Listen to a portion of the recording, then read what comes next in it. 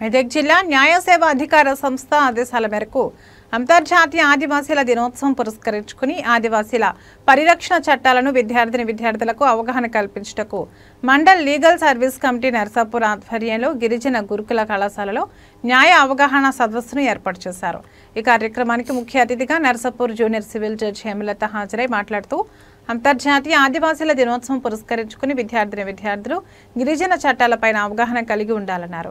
ఆదివాసీల హక్కులను హరిస్తే చట్టరీత్యా కఠినంగా శిక్షించబడతారు। ఆదివాసీల సంస్కృతి సాంప్రదాయాన్ని జీవనశైలిని పరిరక్షించుకుంటూ నేటి సమాజంలో అన్ని రంగాలలో ముందడుగులో ఉండడం కోసం భారత రాజ్యాంగం ద్వారా కల్పించిన హక్కులను సంపూర్ణంగా పొందుతూ ఆదివాసీల పురోగతికి కంకణబద్దులు కావాలన్నారు।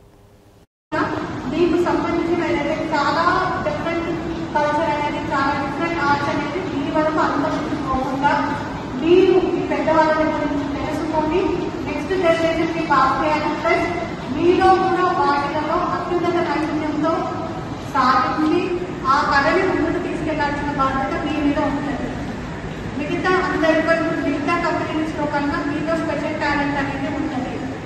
అది మీరు బయటకు తీసుకొచ్చి దాన్ని బయటికి నైపుణ్యంగా పెంపొందించి అది ఎలా ఉంటుంది ఏంటి అనేది మీరు బయట వాళ్ళకి చూపిస్తే మీకన్నా మిగతా వాళ్ళు ఎవరు ఉండదు। మీలో చాలా స్పెషల్ టాలెంట్స్ అనేవి ఉంటాయి।